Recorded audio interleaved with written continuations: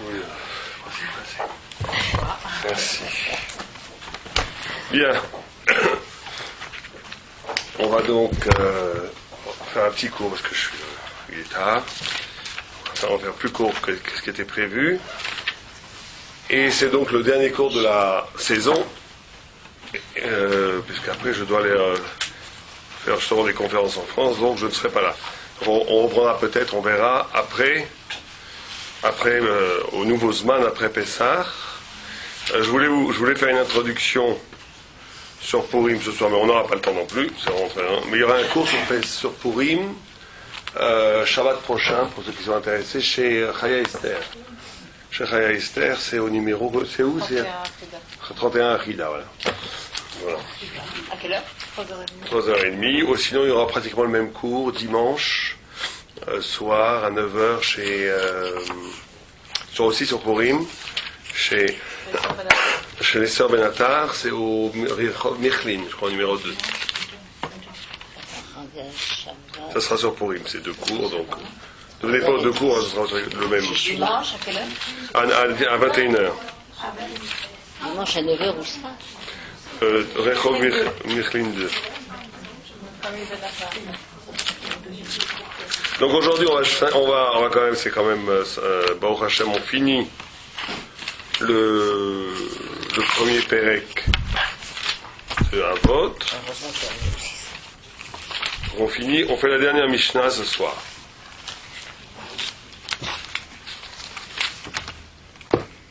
Oui. C'est la Mishnah Yutret, 18. Donc la Mishnah dit la chose suivante. On fait le shiur, le Ilou Nishmat, tous les tzadikim qui ont été assassinés sauvagement. Et aussi pour les fois Shlema de Ochama Milka.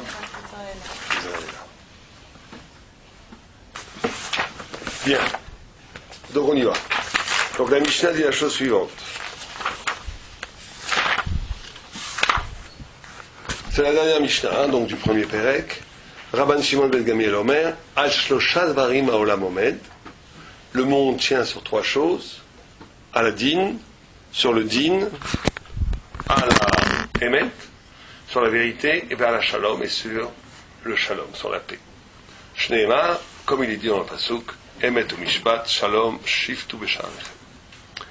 Donc, ça nous rappelle quelque chose, puisque la deuxième Mishnah, où on avait enseigné, donc on avait dit déjà, le monde repose sur 3 choses.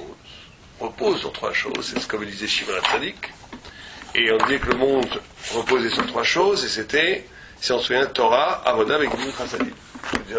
Et donc, bien entendu, comme c'est la fin du premier Pérec, c'est la même chose, c'est plus ou moins la même chose. Donc, bien que le Maharal dit que l'un c'est la cause du monde, enfin la première Mishnah, la deuxième Mishnah, c'est la cause du monde. Pourquoi le monde a été créé? Le monde a été créé pour la Torah, pour l'Avodah, pour le Beth Amikdash et pour le Gimut Chasadim. Et ici, on n'est plus dans un système de cause, mais on est dans un système, comment est-ce que le monde peut continuer à vivre?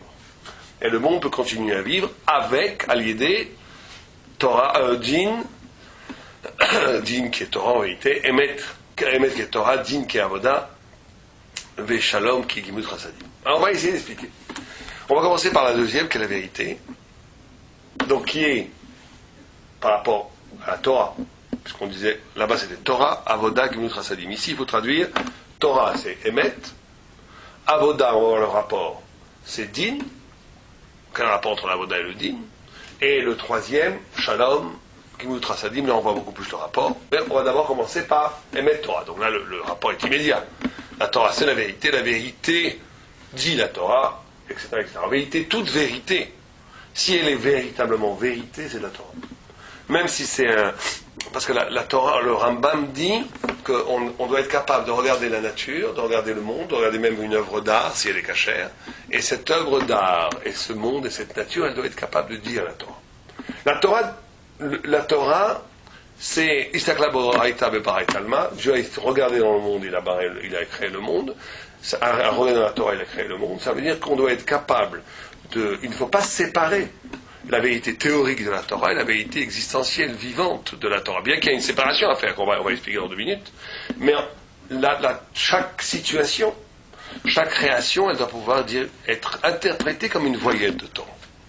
Et en vérité, même les choses, tout doit être traduit en Torah. On peut tout traduire en Torah. Donc, on nous dit ici la vérité. La première chose, c'est la vérité. Alors, on va essayer de comprendre.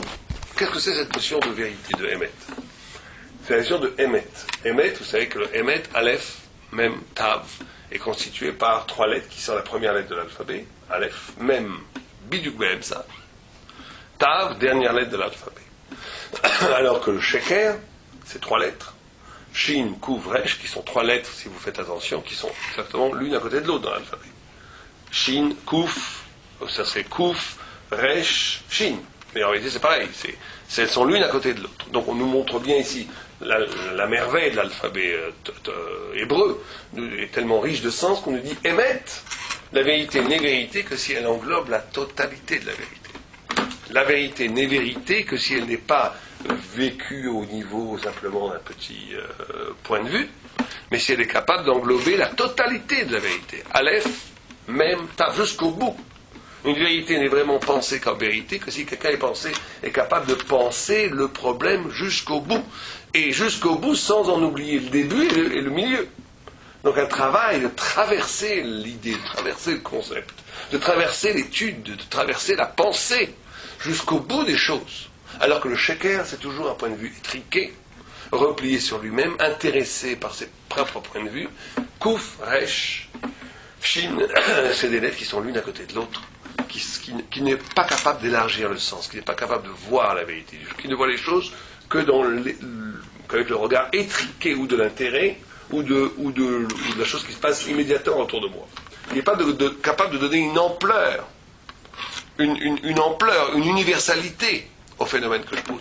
Être capable de penser la vérité, c'est toujours penser avec une distance qui va donner à la chose étudiée une dimension universelle. Et n'importe quel débat de Torah, n'importe quel point de vue halakhique de Torah, ou n'importe quel daf de Gemara, elle a une portée universelle. On ne peut pas l'étudier juste comme... d'ailleurs, c'est ce que font Tosfot. Quand on voit un texte, Tosfot fait toujours ça. Tosfot qui restitue à la page son côté qui est en écho avec tout le reste du Talmud.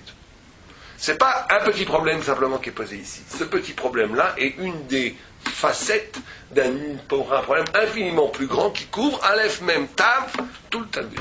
Et c'est pareil dans chaque analyse de la vérité. Il faut être capable de donner à sa vérité cette dimension de grandeur. Le sheker est toujours petit, il est toujours restreint, il est toujours petit. Même si quelqu'un est persuadé qu'il dit la vérité, en vérité dans une perspective de mensonge, s'il n'est intéressé que par le petit point de vue étriqué de ce que présente la réalité. La vérité est toujours grande. La vérité est toujours grande. C'est pour ça qu'il faut travailler pour arriver à la vérité. Il faut penser. Il ne faut pas prendre la chose immédiate. La vérité, elle demande toujours un travail d'aleph même. Elle demande un travail de développement. Toujours comme ça. Alors on va voir. On n'a pas le temps aujourd'hui de parler de toutes les formes de la vérité, mais on va en parler d'une forme. Et il y a dans le Sidon, on le dit tous les Shabbats, 4 formes de vérité. On va en parler que d'une. Celle du Olam Hazé. Il y a ici, la Gemara nous dit, le texte, la Tfila nous dit, dans Shabbat, la chose suivante. En kerkecha, il n'y a pas de valeur comme toi, Dieu. Ve'en zulasecha, et personne n'existe à part toi. Efes biltecha, c'est zéro, ça n'existe pas à part toi, on va dire. Ou midomelach, et qui te ressemble. C'est 4 dimensions. Une première dimension, en kerkecha, personne n'est comme ta valeur. Deuxième dimension, en zulasecha, personne n'existe à part toi. Troisième dimension, Efes Biltecha, c'est le zéro à part Dieu, on va dire. Tout est zéro à part Dieu. Ou Midomelach, et qui peut te ressembler? Alors la Tfila elle-même, elle explique qu'est-ce que ça veut dire. Enkerkecha, qu'est-ce que c'est Enkerkecha Hashem Elokeinu? Pas Olam Hazé. Enkerkecha, c'est Olam Hazé. On va expliquer dans une minute. Enzulatra, Malkeinu Lechayolama. Enzulatra, c'est Olam Haba. Efes Biltecha, c'est Mamiyot HaMashiach. Ve'endomelach, Trias Hametim. Bon, on n'a pas le temps de parler, ce serait très intéressant, on le fera peut-être une fois. Endomelach, c'est Trias Hametim. Il y a ici 4 systèmes de vérité. Une chose qui est sûre, ce que nous disent les Chazal, c'est qu'on ne peut arriver dans ce monde-ci qu'au premier niveau. En kerkera. Tout, personne, même un grand mystique qui vous dirait rien n'existe à part Dieu, c'est un menteur. Il faut le croire. En od milvado. Mais quelqu'un qui est capable de vivre comme ça, en od milvado, et qui considère que rien n'existe autour de lui, si ce n'est Dieu, c'est un menteur. Ça n'existe pas. Aujourd'hui, on peut arriver, on va expliquer ce que c'est. En kerkera. Nous, on peut comprendre en kerkera. En zulatra, au Efes zulatra, ça c'est Olam Haba. Olam Haba, on comprendra vraiment ça.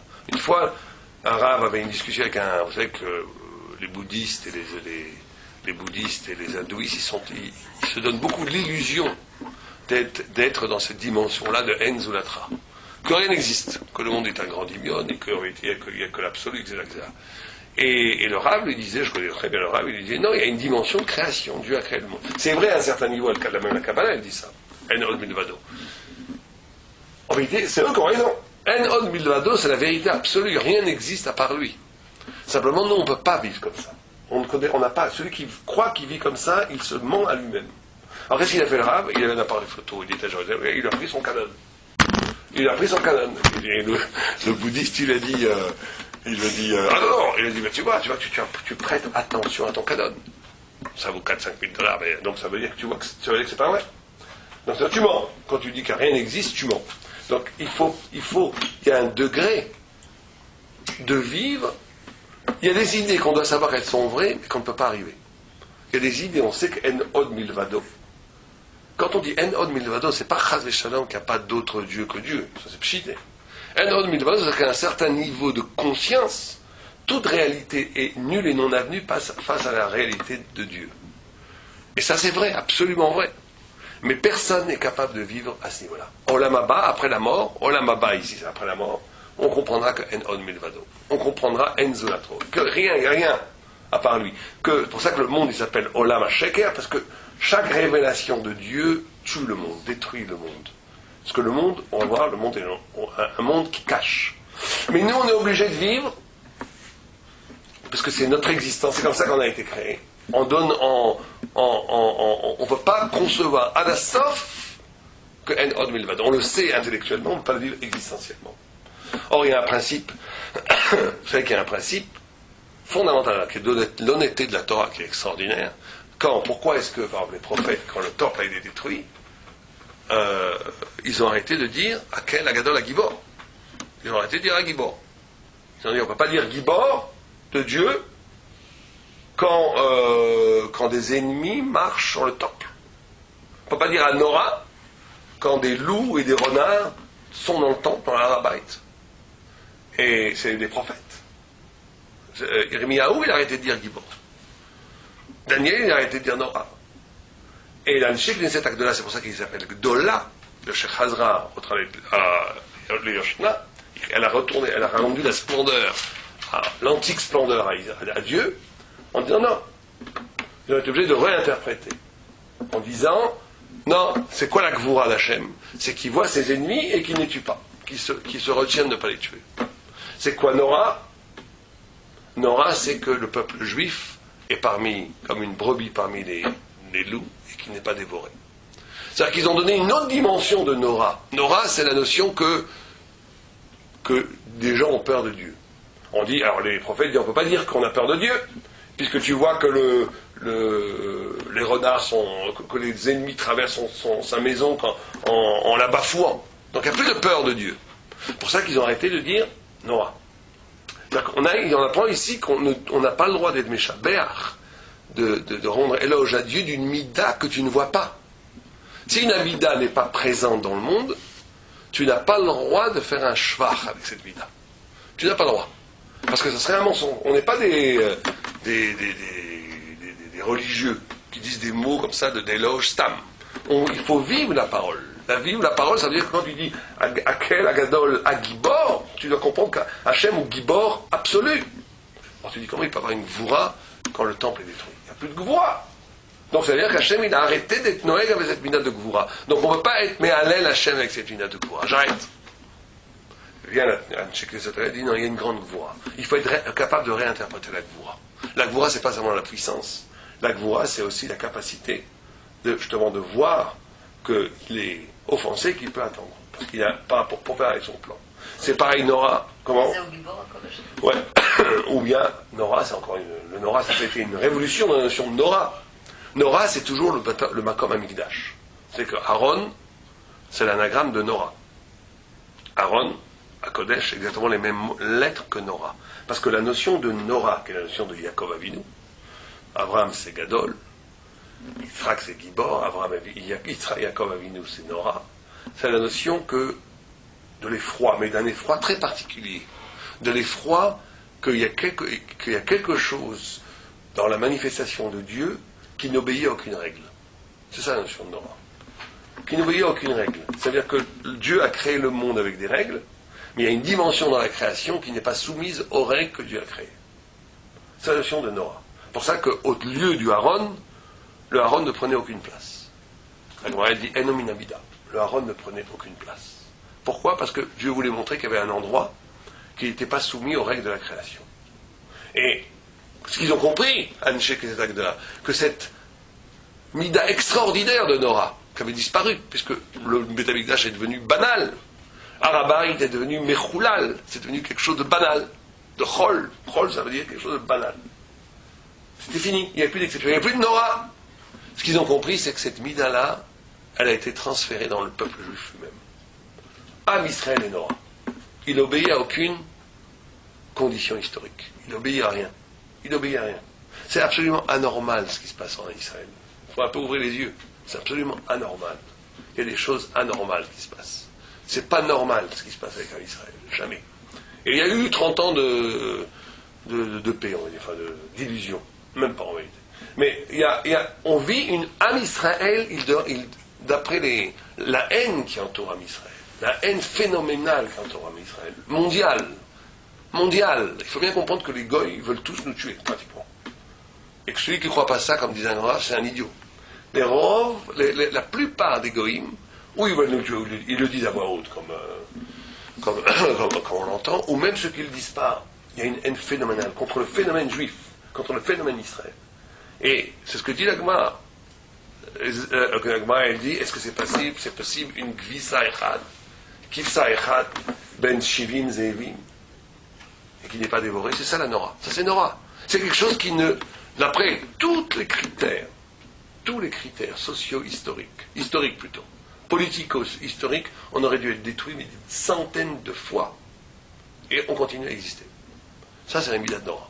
Donc il faut être capable de retraduire après la destruction, il faut être capable de retraduire cette dimension de Nora au niveau existentiel même du peuple juif. Mais en tous les cas, on apprend que si on n'est pas capable de traduire ça, on ne peut pas dire à quel Nora. On ne peut pas dire à quel Nora. On ne peut pas. On peut dire à quel Nora que si on voit le Nora. Or, voir le Nora, c'est de voir que Am Israël, il est toujours condamné à mort et il revit. Toujours. C'est toujours comme ça. Il est condamné à mort et il revit. Et la Torah aussi. Il y a certains, même juifs, dont je ne nommerai pas, qui donnaient aux religieux, au début de l'État, quelques décennies. On va le nommer, parce que Ben Gurion avait donné le éther des yeshivot, parce qu'il a dit, de toute façon, c'est du musée. C'est du musée. Les Haridim, le monde religieux, ça va pas. C'est fini, la modernité, l'État sioniste, le fait qu'on est normalisé, le fait qu'on a un État comme les autres, va faire que de toute façon, le phénomène Haridi, c'est un phénomène qui n'a pas duré. Et il avait raison d'un point de vue historique. Qui sait, après la Shoah, après l'ancienne histoire d'Israël, après la nouveauté d'Israël, après le fait qu'il y avait un immense vent d'espoir, enfin d'avoir sa terre, de revenir ici, de construire un État, donc de normaliser le peuple d'Israël. C'était ça que tous les professionnistes. On disait, c'est évident que cette modalité d'exister haridite, juive, elle va péricliter, elle ne peut pas continuer à exister. Elle va s'annuler. Et donc, c'est toujours ils ont raison, Alpi logique, ça doit être comme ça, mais ça continue à exister parce que justement, le lieu, l'essence de la vitalité d'Israël, c'est Nora. C'est ce lieu de Nora. C'est ce lieu qui n'obéit à aucune règle. C'est d'ailleurs une des appellations du peuple juif, Yaakov. Yaakov, c'est Yud Kov. Yud Kov, ça veut dire le futur, celui qui est capable de donner du futur au Kov. Kov, c'est la mort. Kov, c'est la malédiction. Quelqu'un qui est capable de donner du futur à ce qui est donné pour moi. Parce que justement, il n'est pas un Israël, il est structuré de telle façon qu'il est lié à quelque chose qui est absolument au-delà de tous les déterminismes, au-delà de tout ce qui le voue à la mort. Il est plus grand que toutes les conditions qui l'entourent. C'est Am Israël. Donc Am Israël est indestructible. Indestructible. Tant que le monde sera, il y aura des Juifs. Ça, c'est une promesse absolue de Dieu. Le peuple le plus fragile est le peuple le moins destructible. C'est le paradoxe, et ça, c'est Nora. C'est le fait que Dieu, il fait ce qu'il veut. C'est le peuple le plus fragile. C'est-à-dire que n'importe quel investisseur vous dira, si je devais miser sur une nation, je prends la Suisse. Je prends la future, la Suisse, le Canada, les pays tranquilles. Même la Chine. Mais Israël, il ne faut pas miser. Alors qu'on peut vous garantir que le pays qui a le plus d'avenir, c'est Israël. C'est comme ça. À cause de cette notion, Am Israël est indestructible. Mais c'est vrai qu'objectivement, c'est le plus fragile. C'est le plus fragile. C'est comme ça que ça se passe. En tous les cas, pour nous, on peut comprendre En Ke'erkecha. C'est ce qu'on peut comprendre. Alors, on va essayer d'expliquer En Ke'erkecha du peuple d'Israël et du fait que le peuple d'Israël sera sur cette terre. Ke'erkecha. Alors, qu'est-ce que c'est En Ke'erkecha? On va essayer de comprendre cette notion de vérité dans la notion de la valeur. Qu'est-ce que c'est la valeur? Qu'est-ce que c'est la notion de valeur? Qu'est-ce que c'est l'argent? La valeur, l'argent. Or, il y a un phénomène, il y a un midrash extraordinaire qui dit, on va essayer de le comprendre à partir du chetzi shekel, du martzit shekel, du demi-shekel qu'on doit donner avant Purim, et qui nous sauve encore une fois du monde. Il y a un midrash qui dit, donnez le chetzi shekel avant Purim pour que nos shekels soient avant les shekels d'Aman. Vous savez qu'Aman a donné de l'argent, 10 000 kikars d'argent à Achashverosh pour nous tuer, encore une fois, pour nous tuer. Or, le Tosfot fait un calcul, il dit que ces 10 000 kikars d'argent, c'est l'équivalent de 600 000 fois un chetzi martzit shekel, ou plus ou moins des... Il fait un calcul très compliqué avec les gens qui ont plus de 20 ans, moins de 60 ans, qui donnaient le martzit shekel. Ça fait exactement cette valeur. Donc il a voulu... Aman savait très bien ce qu'il faisait. Il voulait donner cette somme-là pour racheter en Israël ce que le martzit shekel peut produire, peut le sauver. Le srout de ce que donne martzit shekel. Aman, c'était quelqu'un d'éminemment intelligent, qui connaissait la mystique très bien. Amalek, de toute façon, on parlera de ça Shabbat prochain, mais Amalek, de façon générale, est un peuple qui connaît très bien la Torah. Simplement du côté négatif. Du côté négatif. Avec les grands antisémites amalécites, on les reconnaît parce qu'ils connaissent la Torah. Il y en a ils connaissent une partie de la Torah, en tous les cas. Vous savez qu'on a découvert des choses très étranges. Un des gens des 11 pendus comme les 11 fils d'Aman, au procès de Nuremberg, avant de mourir, ils ont dit des phrases très bizarres, comme Purim. Ils ont dit, le gars avant de juste être pendu, il a dit ça à Purim, ou bien Mordechai a bien eu, des choses comme ça. Parce que justement, il y a cette notion de Amalek, on parlera ça à la fin de la semaine, on va voir avec tout. Donc, ce qui nous intéresse, c'est que Aman a donné de l'argent pour acheter Am Israël, pour acheter le droit de tuer Am Israël. Et que le chetzi shekel, c'est de l'argent. Et cet argent qu'on donne pour acheter, vous savez que le martzit shekel, c'est une halakha, que chaque juif de plus de 20 ans donnait un martzit shekel, et avec cet argent, qu'est-ce qu'on faisait? Quelqu'un sait? Les korbanot. Bravo. On prenait cet argent, on le mettait dans une caisse, dans l'Ishkat Trouma, et avec tout cet argent, on achetait tous les korbanot pour toute l'année. Pour toute l'année jusqu'à l'année d'après, pour les korbanot, les deux quotidiens, les deux tmimim qu'on donnait le matin, tmidim, le matin et l'après-midi, et Shabbat, il y avait le moussaf, tous les korbanot du tzibour étaient achetés à partir de ce martzit shekel. Alors ce martzit shekel, il y a écrit qu'on doit le donner, que tout le monde doit le donner de la même façon. Le riche donnera un martzit shekel et le pauvre donnera un martzit shekel. Il n'y a pas de différence. Il y a une égalité absolue face à l'obligation de donner le martzit shekel. Et on nous dit que c'est une kapara les nafshot echem. Que cette valeur qu'on donne, c'est une kapara pour vos neshama. Et Moshe ne comprend pas. Un midrash qui dit Moshe ne comprend pas. Comment un demi-pied de shekel peut être une kapara pour l'âme? Peut être une kapara pour l'âme. Comment ça peut être possible? C'est quoi? Alors Dieu, le Midrash est encore plus obscur dans sa réponse, on va essayer d'expliquer. Dieu lui montre, sort une matbéa, une pièce de Marzita Shekel, du trône de la gloire, du Kisei HaKavod. Et le sort, et c'est une pièce en feu, et il dit voilà, c'est ça Marzita Shekel. Et là il comprend Moshe. Qu'est-ce que ce Midrash veut bien vouloir nous dire? Toute la question de Moshe, c'était de dire qu'est-ce que c'est que cette histoire qu'une pièce d'argent peut te sauver ton âme, peut te faire une kapara. Ça n'existe pas. Ça veut dire quoi d'abord? Et Dieu lui répond, c'est très simple, c'est une pièce de feu qui vient du Kisei HaKavod. Ça veut dire quoi?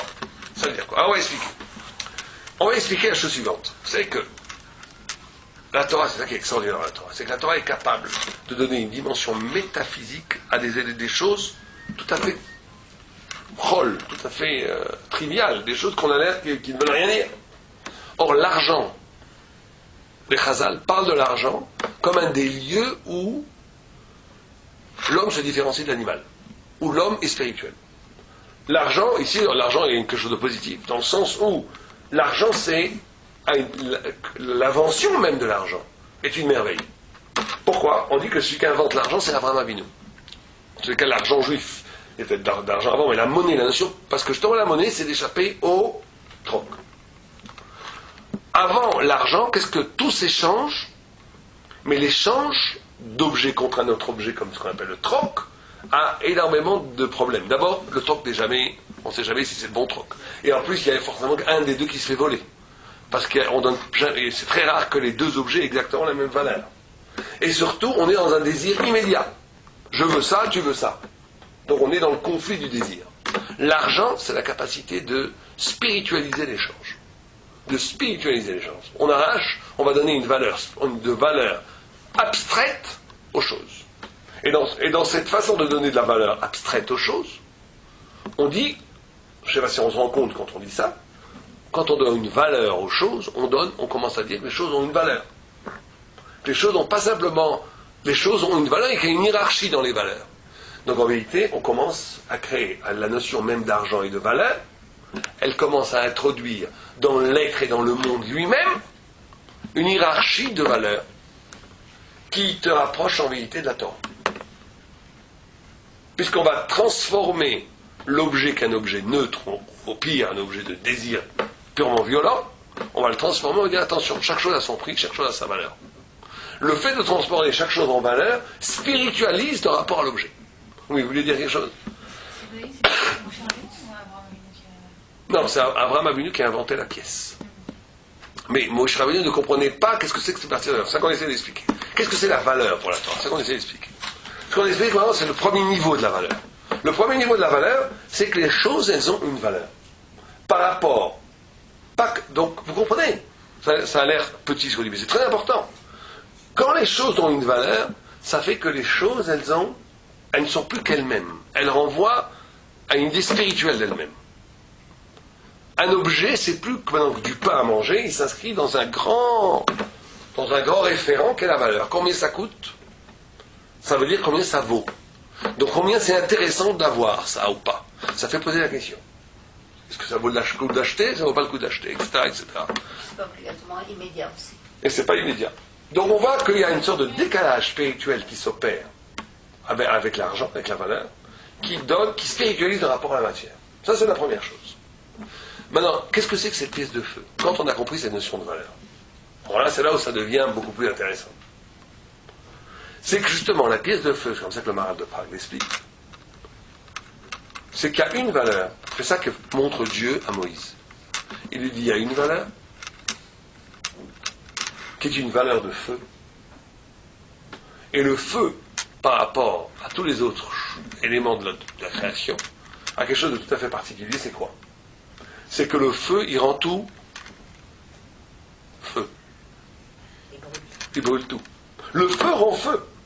C'est que ce qu'il accroche rend feu. Ce qu'il fait fondre, le feu rend feu. Le feu rend tout ce qu'il approche feu. Il transforme les choses en feu. Et c'est ça que Dieu dit à Moïse. Il dit, tu ne comprends pas comment un Marzita Shekel, une Marzita Shekel sauve l'âme. Ah, c'est très sympa, très simple. On est dans un système, comme on l'a expliqué au début, de Enker Kecha. On est dans un système où l'homme ne peut pas échapper au système des valeurs. En vérité, on ne fonctionne, si on est honnête jusqu'au bout, que par rapport à un système de valeurs. Certains, la valeur ultime pour eux, c'est le kavod, ils vont courir toute leur vie pour avoir du kavod. L'autre, la valeur ultime, c'est l'argent, la possession, ils vont courir, etc., etc., etc. Chacun, quand on s'analyse véritablement, il faut toujours se demander quelle est ma valeur ultime. Pourquoi je cours? Pourquoi j'existe? Pourquoi je fais tout ce que je fais? Pourquoi est-ce que je fais les choses? Or, la réponse d'un juif de Enker Kecha. Et on va voir que Enker Kecha, c'est pas que c'est la plus haute valeur, Dieu. Que ça, c'est pas bon. Si tu dis la plus haute valeur, la valeur suprême, c'est Dieu, ça marche plus. Pourquoi? Parce qu'il y a un phénomène très intéressant. C'est que le Ran dit comme ça. Le Ran dit que comment ça se fait qu'un homme peut, vous voyez dans les Gemarot par exemple, qu'un homme peut vendre quelque chose à $100, il peut le vendre à $30. Il a le droit. Si ça lui fait plaisir. Parce qu'il dit, pour moi, ça vaut $30. Donc c'est-à-dire que la valeur, elle est volatile. Quelque chose qui vaut objectivement $100, il peut valoir pour moi 30. Bon, on a une histoire dans la Gemara où Rav Kahana, qui était ou Cohen ou sa femme Cohen, un des deux. En tous les cas, si lui n'était pas Cohen, comme toi tu le dis, c'est-à-dire que quelqu'un qui est marié à une Cohen pourrait faire Pidyon Aben. Enfin, c'est pas notre problème. Il faisait Pidyon Aben. Normalement, c'est 5 shkalim bibliques. Il faut à peu près 200 shekels. Qu'est-ce qu'il a pris, lui? Un soudar qui valait rien du tout. Qui valait aujourd'hui, c'était 10 shekels, disons. Un petit foulard. Et on lui a dit, mais c'est pas le prix? Il a répondu, mais pour moi, c'est le prix. Pour moi, c'est le prix. Et de là, on apprend qu'un prix peut être évolutif par rapport au désir. Pour moi, ça vaut, pour moi, ce petit foulard qui vaut que 10 shekels, pour moi, il vaut 200 shekels. Je suis prêt à le payer 200 shekels. Donc, il dit que, si on dit que l'ultime valeur, c'est Dieu, et qu'on met Dieu, Enker Kecha, dans le frame de référence, au plus haut, c'est très dangereux. Parce que quelqu'un d'autre, il va dire ça, c'est la valeur objective, mais pour moi, il y a quelque chose qui est plus haut que ça. Donc, Enker Kecha, ça ne va pas être que Dieu est au-dessus de toutes les...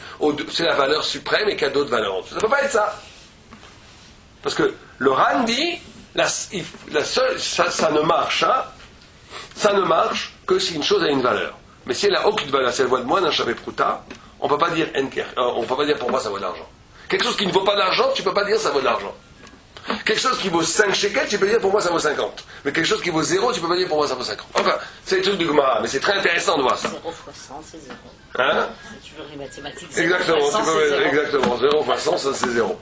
Mais en tous les cas, ce qui nous intéresse ici, c'est que toute valeur à part la valeur divine de Dieu, ça doit être 0. Ça doit être moins d'achat et produit. Ça doit être 0. Et c'est ça que ça veut dire Enker Kecha. Et c'est ça la pièce de feu. Et on va expliquer. La pièce de feu, c'est ça. La pièce de feu, c'est de dire que c'est ça comme ça qu'on a une capara de l'âme. C'est comme ça qu'on arrive à la vérité, pour nous. Si on veut nous arriver à la vérité, pour nous, c'est d'arriver à ça. C'est d'arriver à considérer que la seule valeur importante pour nous, c'est bien entendu la Torah. Et que la Torah doit être une Torah de feu, comme la pièce de feu, qui va tout transformer en feu. Et c'est pour ça qu'on l'appelle tout transformé en Torah. C'est pour ça qu'on l'appelle Martzit HaShekel, demi du shekel. Parce que le Martzit HaShekel doit être l'autre moitié de chaque haute valeur. Chaque valeur que vous ayez, prenons n'importe quelle valeur. L'argent, ça a une valeur, il faut bien avoir de l'argent. Mais elle ne est que l'autre moitié de la pièce de feu. Alors là, l'argent lui-même devient du feu. C'est-à-dire que ça doit être là que comme outil pour la Torah. Chaque valeur que vous attribuez à des choses ne doit être là que comme outil pour la Torah. C'est ça, Enker Kecha. Enker Kecha, ça veut dire que rien n'a de valeur si ce n'est pas que ça soit lié à toi. Pour donner 2 exemples de ces choses-là. Un exemple très simple. Il y a écrit dans le passouk, j'ai oublié le passouk dans Shir HaShirim, que tout on, quand j'ai oublié le passouk, il dit Kol on, bouz yershevu. J'ai oublié le passouk. Que toute valeur par rapport à toi, ça serait comme une bouse, comme une honte chez vous. Pour comprendre, ce passouk c'est très simple. Imaginons quelqu'un rentre chez vous, et vous dit bonjour madame, voilà, je voudrais acheter votre fils. Combien d'argent est-ce que vous voulez? Je suis prêt à vous donner des milliards. Qu'est-ce que vous allez faire, ce bonhomme? Vous y chez vous, cette personne-là, vous lui parlez même pas, vous la frappez. Vous la frappez. Vous la frappez. C'est ça. Il n'y a pas de substitut à l'amour de Dieu.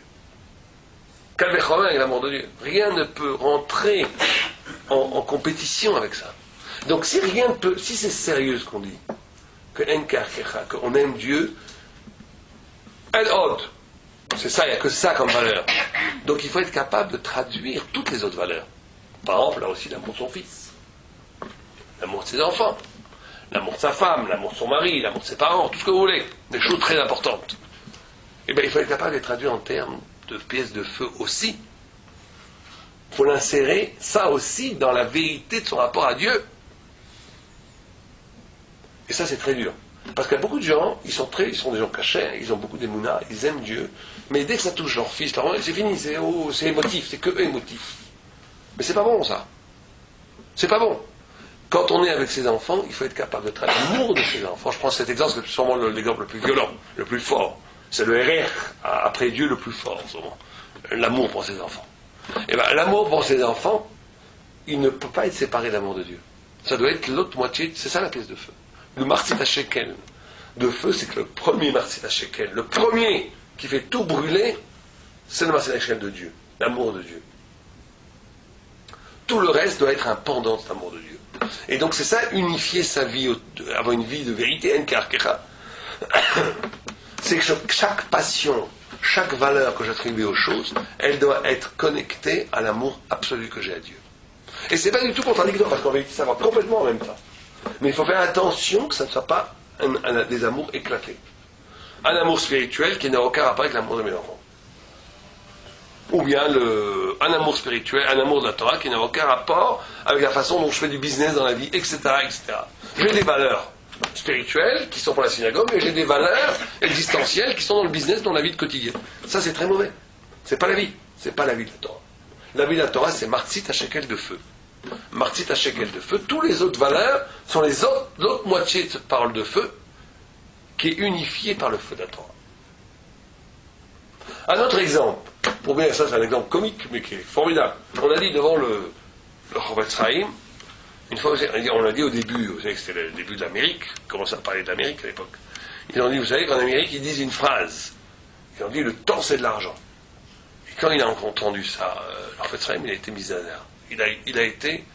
Il a frissonné d'effroi. Il a dit, mais au contraire, l'argent c'est du temps. Vous comprenez le renversement de la valeur? C'est ça la parole de feu. C'est le tout renverse, le tout rond de feu. Quelqu'un qui pense selon les valeurs du monde, il va dire le temps c'est de l'argent. C'est-à-dire que celui qui dit ça, qu'est-ce qu'il pense? Il pense que le principal c'est le temps. Le temps, c'est l'argent. C'est l'argent. Maintenant, et donc il faut perdre le temps parce qu'on va faire de l'argent.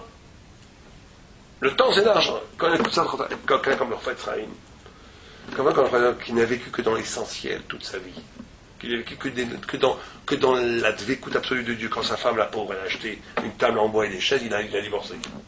Il a divorcé.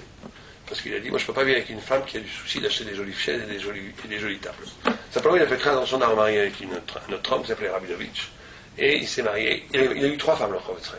Première femme qui est morte, Niftera, une Sadeket Gdola. Deuxième femme qui était cette fameuse femme qui était une erreur, où il a très vite compris que ce n'était pas une femme pour lui. Parce que lui, il vivait dans l'absolu, lui, il vivait dans le feu de la Torah.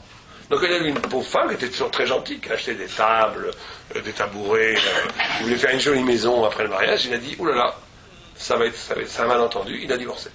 Mais il s'est occupé d'elle, et il a marié après avec une 3e femme, qui était de Tzadik. Mais le Chazonitch, c'est le contre-exemple.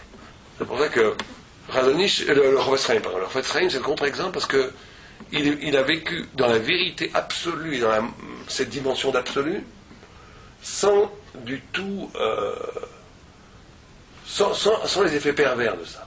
Par exemple, pour donner une autre anecdote, il y a quelqu'un qui a voulu faire comme le Chazonitch n'embrassait jamais ses enfants, par exemple. Le Chofetz Chaim n'embrassait jamais ses enfants. Il touchait jamais ses enfants. Par excès de Gdusha. Par la Gdusha. Et ces enfants ont un amour absolu de leur père, et ils sont très équilibrés, ils n'ont aucun manque. Mais on raconte une histoire que quelqu'un est venu voir un grand Rav, le Rav Char, le Rav Volbe à la vache à l'homme. Et il a dit, mon père, mes enfants font pipi au lit, mes enfants sont... Il le haïssait. Il le haïssait, je sais pas. Dans tous les cas, ils lui ont dit, il a dit, ces enfants ont des gros problèmes. Et il a dit, il a commencé à comprendre, pas essayer de savoir pourquoi. Et il a dit, moi j'embrasse pas mes enfants, je fais comme le Razoni, comme le Chofetz Chaim. Et il lui a dit, mais quand tu seras comme le Chofetz Chaim, tu pourras faire ça. Mais jusqu'à maintenant, tu tues tes enfants. Donc pour bien comprendre, le Chofetz Chaim ne touchait pas ses enfants. Ne touchait pas ses enfants, mais leur donnait un amour fou, sans les toucher, ce qui fait qu'il n'y avait pas du tout de frustration de ne pas les avoir touchés. Et il n'y a que le Chofetz Chaim qui pouvait faire ça, pas tout le monde, bien entendu. Mais on dit ça parce que justement, le Chofetz Chaim, il vivait dans la pièce de feu, complètement. Tout était feu, tout était transformé en Torah. C'était impossible que ça ne soit pas transformé en Torah. Quand il a vu sa deuxième femme acheter des jolies choses, il a senti que ce n'était pas pour la Torah. C'était à côté, il faut bien aussi vivre, il faut bien avoir une jolie maison aussi, etc., etc. Comme nous tous on fait. Nous on est tous comme ça. On n'est pas au niveau de traduire toutes les choses en parole de feu. Mais le Chofetz Chaim, oui. Et donc il a divorcé. Mais bon, c'est une parenthèse. Le temps c'est de l'argent. Il a dit non, le temps c'est de l'argent. L'argent c'est intéressant. Pourquoi? Parce que ça peut donner du temps, c'est tout. Parce que l'essence de la vie c'est d'avoir du temps pour étudier la Torah, pour faire les mitzvot, pour grandir, pour être. Comment est-ce qu'on peut passer à sa vie, comme quelqu'un disait, gagner sa vie à la perdre? Je sais pas, quelqu'un disait une chose comme ça. Oui. Bien, ainsi. Or, ça c'est la première dimension de la vérité. Mais deuxième dimension de la vérité, c'est que la vérité, elle doit être dite par l'homme. Vous savez que ça c'est une particularité extraordinaire que l'homme a. La seule personne qui dit la vérité du monde, c'est l'homme. Personne n'a la capacité de dire les choses, de dire leur vérité aux choses, si ce n'est l'homme. Et le Maharal de Prague dit plus que ça. Il dit les anges ne disent pas la vérité. Les anges, ils sont simplement capables de voir la vérité comme elle est absolument, objectivement. Mais ils ne la disent pas. Parce que la seule qui est capable de dire la vérité, c'est l'homme. L'homme dit le sens, dévoile le sens de l'être. Dévoile le sens de... C'est son mérite incroyable. Mais ce que dit le Maharal de Prague, c'est qu'en disant, en utilisant des mots, en disant la vérité du monde, il rajoute de l'essence au monde. Et ça, c'est une idée incroyable. Il dit, les anges sont simplement capables objectivement de découvrir le monde, c'est tout. De dévoiler le monde, mais pas plus. L'homme, en dévoilant le monde à l'idée, à partir de la parole thoraïque, il ne fait pas simplement que de dévoiler le monde, il construit le monde, il transforme le monde. Et on pourrait rajouter qu'il se transforme lui-même. C'est pour ça qu'on dit Al-Pishti et comme d'abord, la parole elle est double. La parole elle est capable de révéler le monde, mais elle est capable aussi de modifier le monde, d'embellir le monde dans une vie. Et toi-même, quand tu racontes le monde, tu deviens quelqu'un d'autre. Et ça c'est très important. C'est très important, c'est ce que dit le Maharal. Il dit que chaque personne a une façon de voir le monde qui lui est propre. Chaque personne a une façon d'expliquer le monde et la Torah qui lui est propre. Et que s'il ne le fait pas, il occulte le monde, il obstrue non seulement lui-même, une dimension de lui-même qui va mourir, mais aussi le monde lui-même va mourir de la mort de cette parole poétique qui n'a pas été prononcée par chaque homme, par chaque juif. Chaque juif, chacun d'entre nous a ici la capacité de dire le monde, de dire la vérité du monde, de raconter l'histoire du monde. C'est pour ça que chacun doit dire Bishvili Nivra Olam. Bishvili Nivra Olam, c'est-à-dire que Bishvili, le monde attend mon interprétation. Je dois être capable de dire le monde. Et quand je dis le monde, non seulement je révèle le monde à lui-même, et en révélant le monde à lui-même, je rends le monde, je dévoile la vérité de l'être, mais je rajoute, j'enrichis le monde. J'enrichis le monde d'une dimension qu'il n'avait pas, c'est sa narration. C'est le fait que le monde est chanté par l'homme. Et je change ma vie moi-même. Parce qu'en disant le monde, je me dévoile moi-même et je deviens. La vérité, c'est pas simplement révéler ce qui est. La vérité, elle devient. Elle s'accomplit. Elle naît au cœur même de la tentative de dire la vérité du monde au plus précis. C'est ça le miracle de la vérité. C'est que quand on dit, on essaye d'étudier un texte et qu'on dit la vérité du texte, on révèle ce qu'il y a dans le texte, et par cela on rend le monde plus clair, mais en révélant ce monde, chacun va le dire de sa façon à lui, de sa manière à lui, et il va donc enrichir le monde d'une facette qu'il n'y a que lui qui peut enrichir. Et en disant le monde, en disant la vérité, l'homme devient.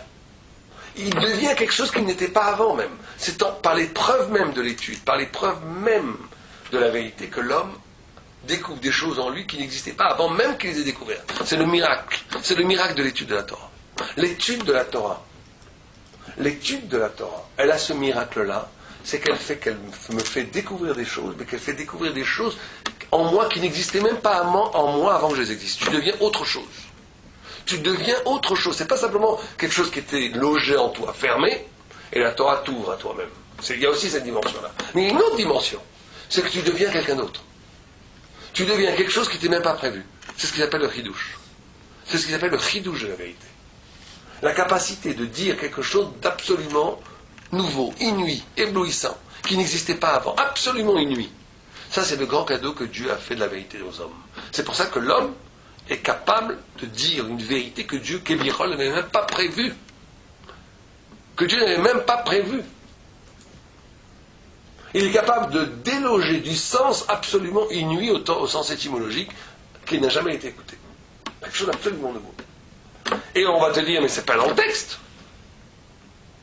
Quand Moshe a écouté Rabbi Akiva interpréter des milliers d'halachot, à partir des Ktarim, et Moïse a dit, mais c'est pas dans le texte. Moi, j'ai jamais dit ça. Et on lui a répondu, Kolze Moshe Alacha Moshe Misinaï. Et là, Moïse, il a souri, il a compris. Il a dit, oui, c'est dans le texte. Simplement, c'était invisible avant. C'est une façon de transmettre de la vérité qui n'était pas prévue d'un point de vue évident, mais qui était, la vérité est plus riche qu'elle-même, si vous préférez. La vérité humaine, c'est ça qu'il faut bien comprendre. C'est que la vérité scientifique ou la vérité angélique, elle va simplement révéler l'être, c'est tout. Alors que le fait que l'homme dit la vérité, il va être capable de sortir, d'extraire du monde des angles de vérité qui étaient absolument invisibles. Mais pourtant, tu étais là. Tu étais là dans le fait même que c'est l'homme qui peut les dire. Le fait même que l'homme dit la vérité du monde va donner à la vérité une dimension que la vérité elle-même n'avait pas entrevue. Ça, c'est le plus haut niveau de la vérité. C'est le niveau de la vérité humaine qui est le plus haut niveau de vérité, plus que celle des anges. C'est pour les hommes, ça. C'est plus pour les hommes. Mais les femmes aussi, vous savez que les femmes, on dit que les femmes n'ont pas mis d'études. C'est pas vrai. Elles ont d'abord une mise d'études, aussi bien pour comprendre les halachot, et aussi bien pour tout ce qui est lié à la émouna, tout ce qui est lié à l'approche de Dieu. Donc ça, elles n'ont pas de mitzvah de pile poulet. Au contraire, c'est une avéra pour les femmes. Mais il y a une mitzvah pour les femmes de comprendre au sens de la émouna, au moment de la hashkafa, le sens de la vie et le sens de la Torah, bien entendu, ça autant qu'un homme. Autant qu'un homme. Une femme n'est pas tour de ne pas être une apicorsite, de ne pas avoir d'apicorsoute, de ne pas se tromper, de ne pas connaître. La femme, elle a le même chiyuv de comprendre les choses. Non, si, peut-être pas de produire des chidushim comme l'homme, de les écrire, mais elle doit. Vous savez, moi je considère que tout ce qu'il y a chez l'homme existe chez la femme, mais d'une façon féminine. Ça veut dire, elle va avoir ça d'une façon retenue, sans pouvoir être obligée de le dévoiler aux autres. Elle va le transmettre à des enfants de façon passive, de façon avec un sniout. Mais tout va passer. Tout va passer. Tiens, bien. Donc ça, c'est la vérité. C'est la première dimension, vérité. Deuxième dimension, on va aller un peu plus vite. Deuxième dimension, c'est la notion de din. Donc on a dit, Emet, din. Or, din, c'est par rapport à la avoda. Par rapport à la avoda. Quel rapport ici par rapport entre la avoda et le din? La avoda, ça veut dire le travail dans le Beth Amikdash. Alors pour comprendre ça, on va aller. Avant ça, juste pour conclure sur la notion de vérité, qui est le premier des trois, on va aller très vite sur les deux autres. Il y a un troisième niveau dont on n'a pas parlé, c'est qu'à un moment donné, il y a aussi une mitzvah de ne pas dire les choses. De la même façon qu'il y a une mitzvah de dire l'être, il y a un autre niveau où la vérité, c'est d'être capable de savoir qu'on ne peut pas dire la vérité. Et à un moment donné, on doit se taire. Quand les deux enfants de Aaron sont morts, il s'est tu. Et Dieu l'a récompensé énormément pour ce silence. Il s'est tu parce qu'à un moment donné, il faut être capable. Il y a des choses qu'il ne faut pas dire, même si elles sont vraies. Et à un moment donné, il faut se taire. Quand des gens, par exemple, disent la Shoah, c'est parce que les Juifs ne faisaient pas la Torah, c'est peut-être vrai. C'est peut-être vrai. C'est sûrement vrai d'ailleurs. Parce que c'est sûrement vrai. La Shoah, c'est peut-être. Quand je dis la Shoah, c'est parce que les Juifs ne faisaient pas la Torah, c'est sûrement vrai. C'est sûrement vrai. Puisqu'il y a eu 100 000 conversions au christianisme en Allemagne, une assimilation énorme. Donc tout ça est vrai. Mais il ne faut pas le dire. C'est utiliser une vérité en la rétrécissant, en ne pas comprendre l'immensité de la douleur. Qu'est-ce que c'est que 2 millions d'enfants qui sont morts? 2 millions d'enfants. On a eu la souffrance énorme d'avoir vu 8 enfants qui ont été assassinés cette semaine. Il faut multiplier ça par des centaines de milliers pour un champ. Le même crime. Comment est-ce que quelqu'un peut venir froidement et dire ils sont morts parce qu'ils ne faisaient pas la Torah? Alors, il y a des moments où il faut se taire. Il y a des moments où il ne faut pas tout expliquer. Il faut se taire. Il faut se taire. Il faut dire il y a un niveau que je ne comprends pas. Il y a un niveau, justement, qui amène à la Emouna. Il y a une sorte d'émouna. Il y a une émouna. Il y a une vérité de la émouna. Une vérité de la émouna qui est avant la parole, qui est plus profonde que la parole. Qui est plus profonde que la parole, qui doit se taire. Qui doit écouter le silence de cette. Aujourd'hui, on peut être au Rosh Chodesh Adar, qui est le Chodesh de la plus grande Simcha. On ne peut pas avoir de Simcha avec ce qui se passe. Mais on doit avoir la Simcha de la Emouna. On doit avoir la Simcha de la Emouna. Parce que si justement on est triste, c'est pas bon non plus. Si on est triste, ça veut dire qu'on se laisse avoir, on est complètement circonscrit par l'être, par ce qui se passe. Or, Am Israël, il dit bon, par rapport à l'être. Même les choses les pires, il est toujours libre. Il y a une mise d'être Saméar, tu es Saméar. Mais tu vas être Saméar au niveau de quoi? Au niveau de la Emouna. Ça s'appelle la Emouna. On nous dit il y a un niveau où tout ça est bien. Il faut être Saméar à ce niveau-là. Ça, c'est le plus haut niveau de la vérité. C'est la vérité qui ne peut pas être dite. Une vérité qui ne peut pas être dite.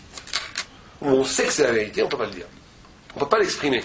On fait trop gras. La parole est trop nulle, trop grasse, trop lourde pour arriver à la finesse de ces concepts-là. Donc on se tait.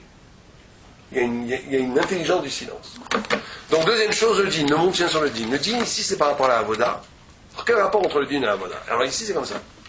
C'est que il y a une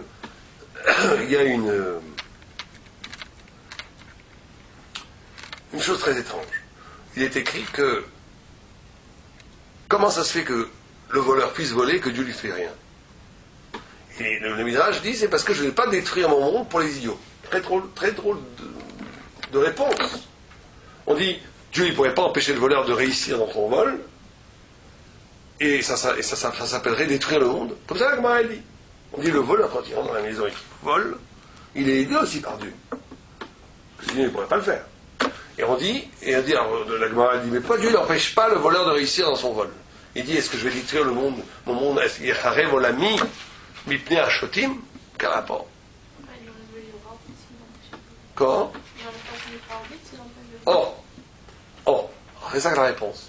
La réponse, c'est que le monde, olami, olam, ça veut dire elem, ça veut dire caché. Le monde cache.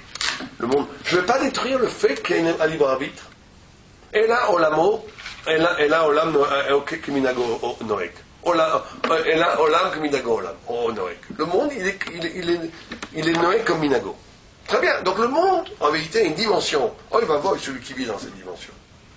Il y a une dimension où le monde il a l'air d'obéir avec des lois scientifiques. Des lois qui n'ont aucun rapport avec l'Ashgar. Le voleur a autant de succès que le tzaddik, etc. C'est vrai, il y a une dimension. Mais on ne regarde pas celui qui vit dans cette dimension. Mais elle existe. Il y a bien des endroits où cette dimension-là, elle n'existe pas. Elle disparaît. Il y a un Gemara qui dit que dans le temple, dans le Beth Amikdash justement, une fois il y a un Kohen Gadol qui était rentré avec des gants pour faire le travail. Or, on n'a pas le droit, c'est un Nissour d'amour. Et les voix sont sorties, les murs ont hurlé, sors d'ici, Kohen indigne, chez Mechabed et Tatzbecha velo Mechabed Kodesh Shamayim. Sors d'ici. Là, tout de suite, il n'y a plus Olam Kiminago Noeg. On a tué des enfants et Olam Kiminago Noeg. Le monde continue. On s'arrête. Le monde continue. Les murs du Beth Midrash, ils n'ont pas crié stop. Alors tu rentres avec des petits gants dans le Beth Amikdash, là, tout de suite, les murs, ils hurlent. Non, non, non.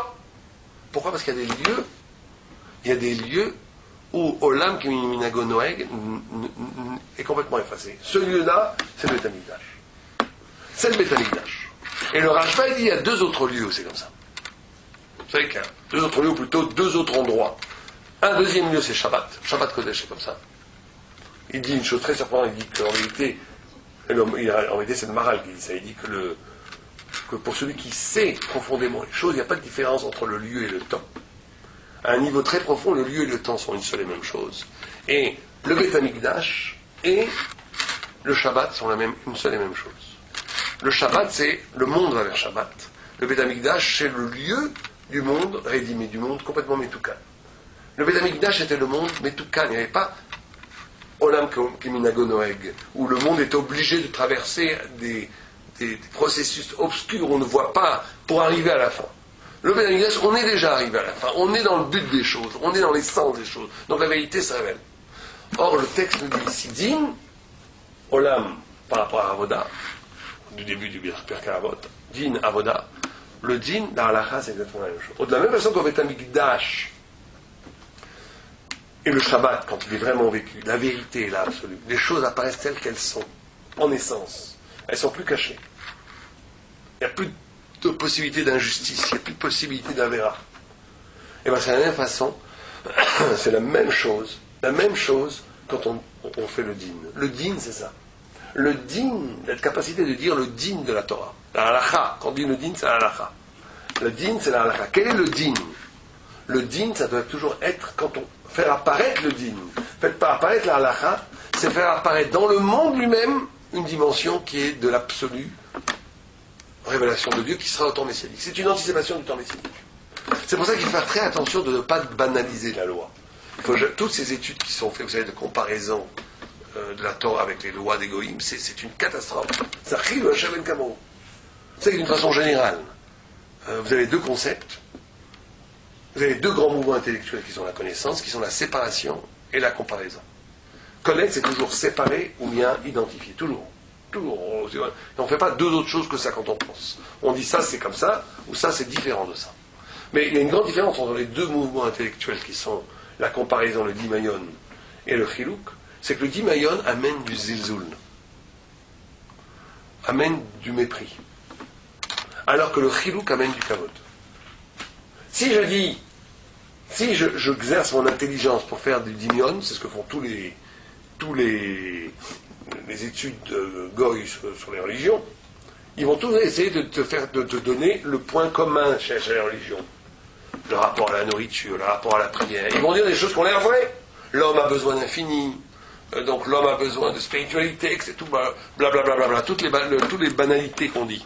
Pourquoi est-ce qu'on dit ces banalités-là? Parce qu'elles représentent un des pans de la vérité. C'est le pan de la banalisation. C'est le côté du dimayon. Je fais ressembler toutes les choses. Je fais ressembler. Je dis, de la même façon que chez les juifs, je sais pas, n'importe quoi, chez les goïs, il y a ça. Ça, c'est le zilzoul. Quand on fait des comparaisons entre les choses, ça amène du zilzoul. Le kavod, si vous voulez donner du kavod à quelque chose, il faut toujours faire le chilouk. Il faut toujours faire la séparation, le chilouk. Il y a quelque chose d'exceptionnel ici, d'absolument irréductible à aucune comparaison. Et plus quelque chose est irréductible, plus quelque chose est exceptionnel, plus on lui donne du kavod. Or, la Torah, c'est pour ça qu'Am Israël est un peuple séparé. C'est ça la notion même de Kedusha, d'être séparé. Am Israël est un peuple séparé. La Torah est une Torah séparée. On est complètement mechoulak. On ne peut pas souffrir la comparaison. Il ne faut pas souffrir la comparaison. Et pour ça que le digne de la Torah ne doit jamais être présenté, jamais ne peut être présenté comme une manifestation de la loi universelle. Même si je fais le shalom entre un homme et un homme, la vache qui a encore né le taureau, la taureau qui a encore né la vache, il va payer ça, il va payer ça. Ah, vous allez me dire, vous retrouvez ce même genre de loi chez les goïms, dommages et intérêts. D'abord, ils ont piqué dans la Torah, ça c'est sûr. Mais en plus, c'est jamais la même chose. C'est jamais la même chose. C'est toujours radicalement différent. Et le din, c'est de montrer cette différence. Et quand tu montres cette différence, tu touches au point de la vérité. Parce que c'est extraordinaire à faire. C'est extraordinaire à faire. Ça fait faire le contraire de ce que font les académiciens, le contraire de ce que font les scientifiques, le contraire de ce que font dans les universités. Les universités, ils passent leur temps à montrer comment le judaïsme, l'islam, le christianisme, le bouddhisme, tout ça en vérité, ça se ressemble énormément. C'est les mêmes aspirations humaines. Chas v'shalom, chas v'shalom. Pour les autres religions peut-être, mais pas pour la Torah. Chas v'shalom. Nous, il faut faire, et là c'est extraordinaire, de montrer comment chaque chose est radicalement différente. Et comment ce radical différent, quand on le fait, il montre, il pointe du doigt ce qu'on vient de dire maintenant. Que tous les autres religions, tous les autres systèmes, même pas que la religion, parce que la loi, c'est la loi des dommages et intérêts. Par exemple, je vous donne un exemple. Quand quelqu'un il est encore né par un taureau, il faut lui payer le chevet. Il faut lui payer, il a arrêté de travailler, il faut lui payer le refait, il faut lui payer le tsar. Il y a énormément de choses qu'il faut payer. On retrouve ça dans notre civilisation. Mais il faut chaque fois montrer que c'est absolument aucun rapport. C'est absolument radicalement différent. Quand on fait cette différence-là, on touche à cette différence-là. On dit les autres, c'est Olam Kminago Oneg. Et ici, on est dans le Beth Amikdash. On est dans quelque chose qui est absolument de la révélation. De la révélation, qui n'a aucun rapport avec Olam Kminago Oneg. C'est pour ça que le din est lié ici au Beth Amikdash. C'est pour ça que le din devait d'ailleurs, le din de Sanhedrin devait être au Harabait. Parce que le din, la Torah, quand elle est étudiée véritablement, quand on dit véritablement le pshat de la Gemara et le pshat de la halacha, on révèle un visage qui est absolument nouveau, qui n'a aucun rapport avec les autres lois. C'est d'ailleurs, ça explique les goïms, au Bata Baruch Hashem, ça reste même dans l'université, c'est qu'il y a quelque chose, il y a très peu d'études qui sont faites sur les juifs, parce que c'est incompréhensible pour les goïms. Ils disent qu'est-ce que c'est que ça, cette étrangeté. C'est quand même assez extraordinaire à réfléchir quand on sait que combien le judaïsme est le fondement de la civilisation occidentale. C'est le fondement de la civilisation occidentale, et comment ils connaissent peu le judaïsme. Alors dans l'université, on connaît beaucoup mieux l'hindouisme, le brahmisme, des choses qui ont le rapport très lointain avec la civilisation occidentale. Parce que c'est imperméable, on ne peut pas le toucher. Et la Gemara, d'Afka, la seule chose qui n'a pas été pillée par les goïms, c'est la Gemara. La Kabbalah, elle a été abondamment pillée. La Bible, n'en parlons pas. Le Midrash, pas mal. Même Lévinas, qui est un très grand écrivain juif, aujourd'hui, tous les curés, ils pillent Lévinas. C'est incroyable. Ils volent la pensée lévinassienne, et maintenant ils parlent comme des lévinassiens, et ils ont oublié que c'est Lévinas, et maintenant ça devient du christianisme. Vous voyez, c'est toujours comme ça. Les gens, ils volent la Torah, au début des Shem Omro, et au bout très très rapidement, on oublie les Shem Omro, et ça devient de l'Avodazar. C'est toujours comme ça. Mais une seule chose, ils ne peuvent jamais voler, c'est la Gemara.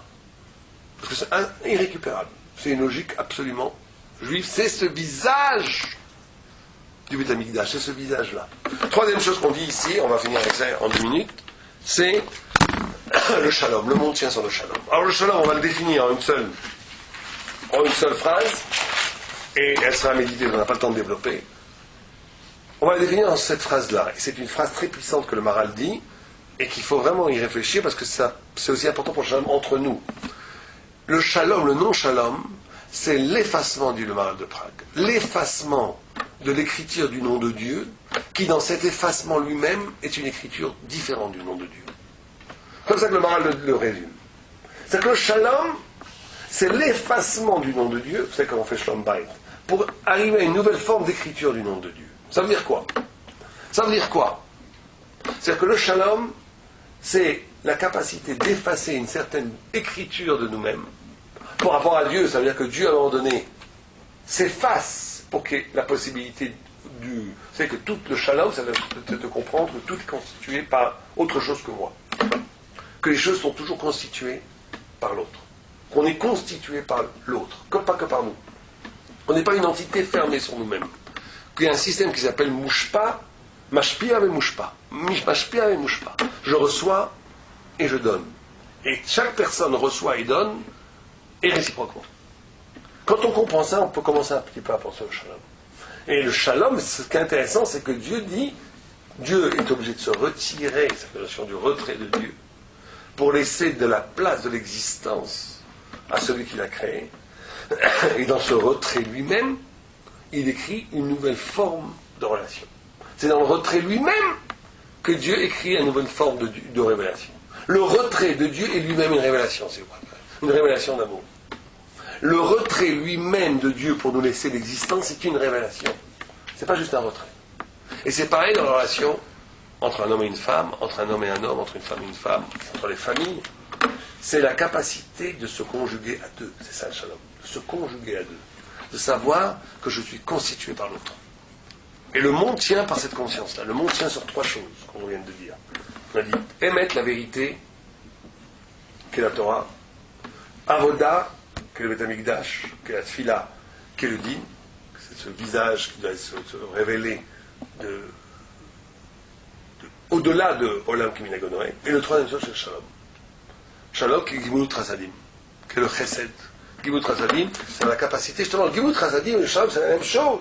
Parce que Gimut Rasadim, comme on le dit toujours, c'est jamais la charité, c'est d'être capable de souffrir pour l'autre. Et quand on dit souffrir ici, il faut prendre avec pas simplement la souffrance, c'est l'empathie. Abraham Avinu, il était capable d'avoir le souci de l'autre comme si c'était son propre souci. C'est ça là, le Chesed. Et c'est ça le Shalom. C'est de la souffrance de l'autre, je le souffre dans ma propre chair.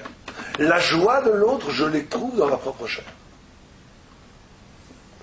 Et plus quelqu'un est grand, plus il souffre et plus il est heureux pour les autres.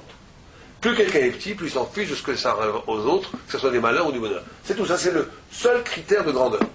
Le seul critère de grandeur, c'est combien je suis capable de souffrir et d'être heureux pour les autres. C'est tout. Quelqu'un peut être très grand en Torah, si, en réalité ils ne sont jamais grands en Torah, mais il peut donner l'illusion d'être grand en Torah. Si c'est un égoïste, il est tout petit en Torah. Tout petit en Torah. Il n'a pas de grande connaissance en réalité. Parce que la connaissance, c'est la capacité. Vous comprenez que la connaissance de Torah, ça va avec cette empathie aussi. Parce que la connaissance de Torah, c'est un élargissement du savoir. Or, l'élargissement réel du savoir, c'est l'élargissement de plusieurs sensibilités du savoir. Donc, c'est de s'ouvrir à d'autres formes de pensée, d'autres formes d'esprit. Or, je peux m'ouvrir à d'autres formes de pensée que si je suis sensible à la différence de l'autre. Et si donc je souffre aussi pour l'autre.